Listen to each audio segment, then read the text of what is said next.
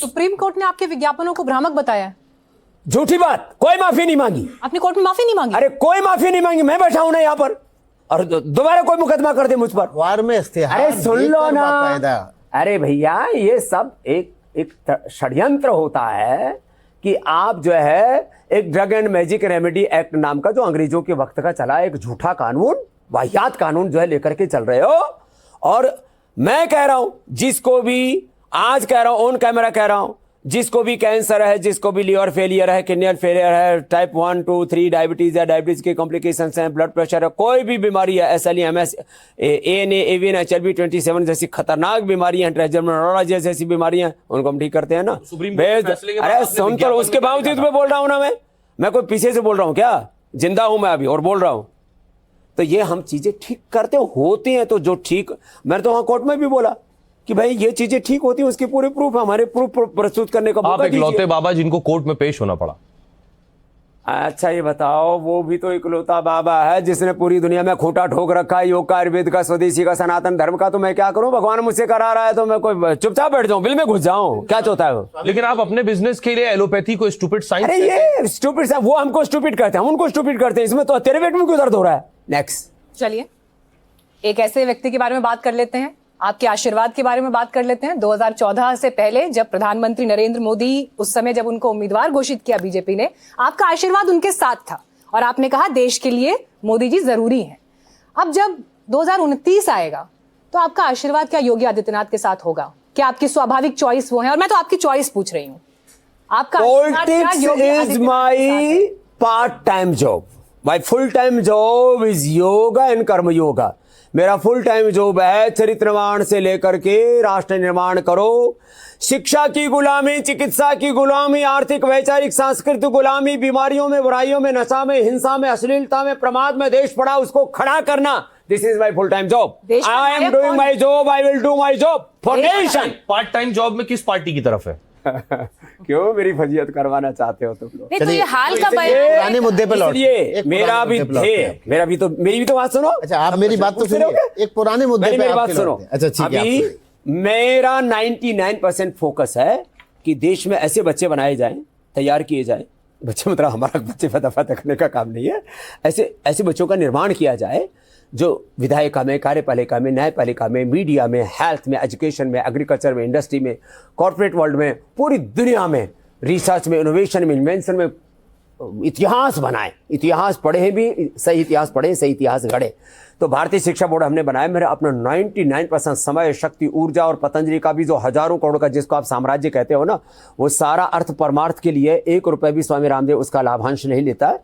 तो मेरा 99% फोकस है योग आयुर्वेद के बाद कि इस देश में शिक्षा व्यवस्था को बदला जाए। और इसको मैं चाहता हूं कि इसमें पूरा देश खड़ा हो। और जो NDTV है ना, इसमें बहुत ही बुद्धिमान लोग इसको देखते हैं। देश के जो इंटेलेक्चुअल लोग हैं सबसे ज्यादा NDTV देखते हैं। इसमें विरासत बहुत बड़ी है। एक कहावत है, क्या है बताओ ना, कि मैंने बाल यूं ही नहीं धूप में सफेद किए हैं, लेकिन आपके तो सब काले हैं 60 साल बाद भी।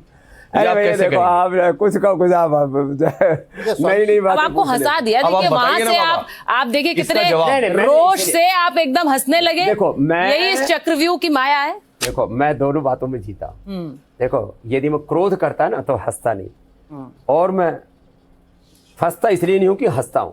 तो देखो बात यह है, यदि आप ऐसे बेवजह किसी को गुनाहगार, पापी, अपराधी बताएंगे तो फिर वो तो फिर बोलेगा ना। नहीं अच्छा ठीक है, मैं बस ये आप पूछ सकते हैं, प्रश्न का उत्तर हम देते हैं। जी सवाल बहुत सारे हैं और आप सारे जवाब दे ही रहे हैं, लेकिन एक चीज बड़ी एक सवाल आपसे जरूर पूछूंगी। आज हम स्वामी रामदेव के चारों तरफ चक्रव्यूह रच रहे हैं या बिजनेसमैन स्वामी रामदेव के चारों तरफ चक्रव्यूह रच रहे हैं? आप मीनाक्षी, विकास सोहेल और मुझे, आप जो प्रश्न पूछोगे अभी मैं अगला चक्रव्यूह चलेगा। जो आप प्रश्न पूछोगे प्रति प्रश्न आप पूछूंगा। What is the business? मैं आपसे पूछ रही हूँ, क्या आप एक उद्योग चला रहे हैं? मैं इस देश में परमार्थ कर रहा हूं। ठीक है, क्योंकि यूनिलीवर क्या कर रहा है, डाबर झंडू क्या कर रहा है, कोलगेट क्या कर रहा है, आप उन्हें business model कहते हैं। कोका कोला पेप्सी वाले क्या कर रहे आप हैं, फार्मा कंपनीज को वो business model कहते हैं। सारे जितने भी फार्मा मतलब ड्रग माफिया, मेडिकल माफिया उनको कहता हूँ, एमएनसी माफिया कहता हूँ, वो सारा जो कुछ कर रहे हैं वो लूट रहे हैं, अपने घर बना रहे हैं, अपने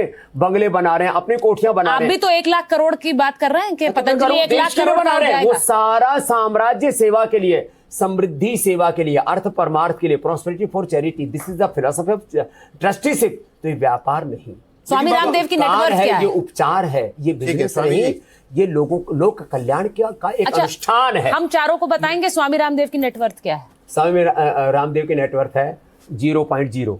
नहीं, पतंजलि की नेटवर्क क्या है? पतंजलि की नेटवर्थ तो बहुत है और वो सेवा के लिए है। स्वामी आपने जी एक बात कही थी 2014 के आसपास, उससे पहले बल्कि, कि सरकार को इनकम टैक्स खत्म कर देना चाहिए, सरकार को Single हर taxation, ट्रांजैक्शन transaction पर tax। 1 रुपया टैक्स लगाना चाहिए, उससे सरकार की इनकम भी बढ़ेगी और लोगों को इनकम टैक्स से राहत भी मिलेगी। अब आप इस मुद्दे को बिल्कुल छूते तक नहीं है, क्या अरे हुआ? भाई, मैं अपना काम करूं कि अपनी फजीयत कराऊं रोज की रोज? अच्छा, इसमें फजीयत हो जाती है। तो अभी देखो 3 काम बड़े होने चाहिए। एक तो सिंगल ट्रांजैक्शन टैक्स, कुछ एक लगा दे, कोई एक वैट लगा दे, एक इनकम टैक्स लगा दे, कुछ भी एक टैक्स लगा देना, जीएसटी जैसे कईयों को मिला करके एक कर दिया। और दुनिया के बहुत से देशों में चीजें चल रही है, मैं नई बात नहीं कह रहा हूं। तो एक टैक्स होना चाहिए, उसको ट्रांजिशन टैक्स बोल दो, उसको कुछ भी एक टैक्स का नाम दे दो।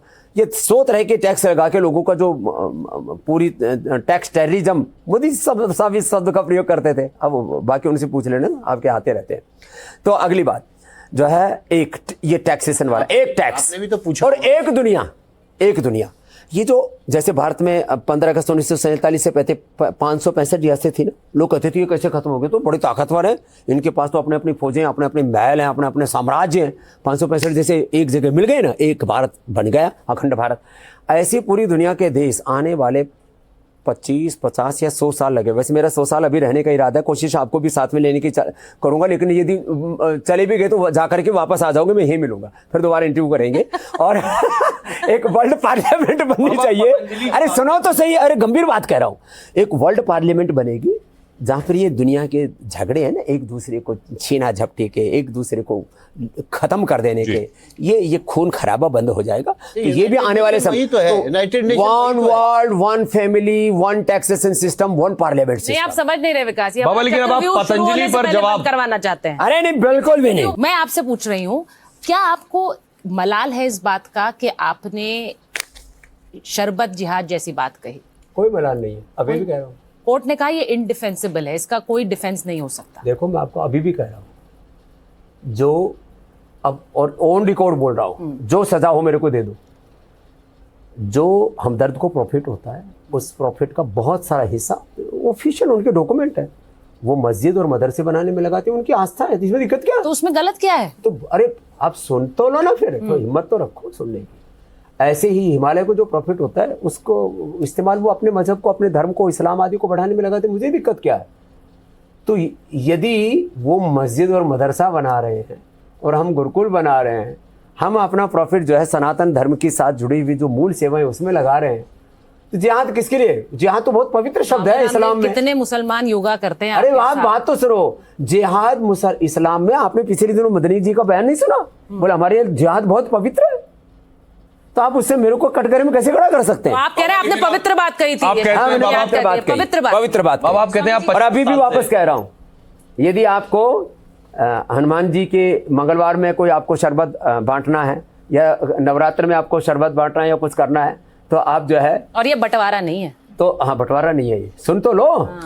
कि जो है, देखो, अपनी अपनी निजता है। मैं इस्लाम का सम्मान करता हूँ, ईसाईयत का सम्मान करता हूँ, सभी मजहबों का सम्मान करता हूँ, लेकिन अपने धर्म में दृढ़ता रखते हुए, स्वयं के प्रति दृढ़ता, सबके प्रति उदारता, हिसाब अपना अपना।